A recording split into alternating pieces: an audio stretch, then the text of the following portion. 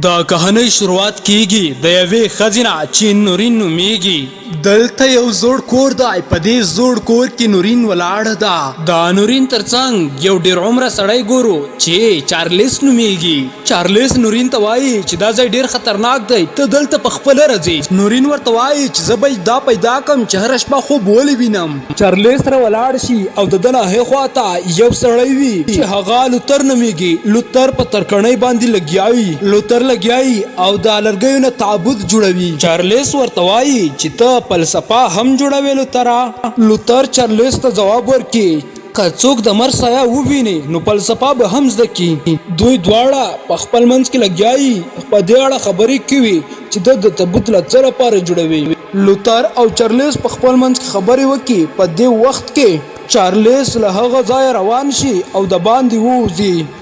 بلخوا وینو چې په سړک باندې یو موټر روان دی. میرین چې دغه موټر وګوري په بیړه له کوره روانه شي، په منډو منډو وي او چې کله دروازې ته ورسیږي نو دروازه کلکه بند وي. میرین زیاته هڅه وکړي خو په څه چل د هغه ځای نه ځان رخلاص کړي، د باندې د موټر خوا ته راوځي. میرین د موټر خوا ته ورمنډه کړي خو هغه موټر ورته ونه درېږي او په میرین پسې شاته تیز راشي او میرین ځان ترې بچ کړي. په دې وخت کې موږ وینو چې میرین د هغه ځای نه په منډو روانه شي، ډېرې منډې ووهي خو میرین زیات ستړي شي او په یو ځای کې د آرام کولو لپاره ودرېږي. په دې وخت کې د میرین خیال بدل شي.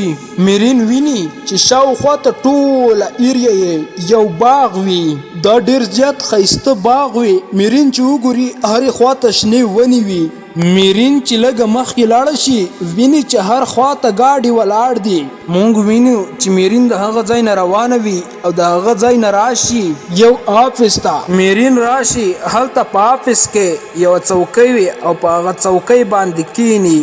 مونږ وینو چې په دې آفس کې یوه څوکۍ ده او په هغه څوکۍ کې څوک ناست دي خو مخ یې هخوا ته دی او مخ یې په سم ډول نه ښکاریږي. میرین هغه ته لګیایي، خبرې ورته کوي خو هغه هیڅ مخ ورته نه راړوي. میرین چې څومره ډېرې خبرې ورته وکړي خو د هغې خوا هیڅ ځواب نه اوري. په دې وخت کې میرین ورته وایي چې وبخئ څوک شته ما ته دې خوا ته مخ راواړوه، ته څوک یې؟ خو په دې وخت کې میرین د هغې خوا نه بیا هم ځواب وانه وري. اوس په دې وخت کې مونږ وینو چې په څوکۍ کې هلته کوم کس ناست دی.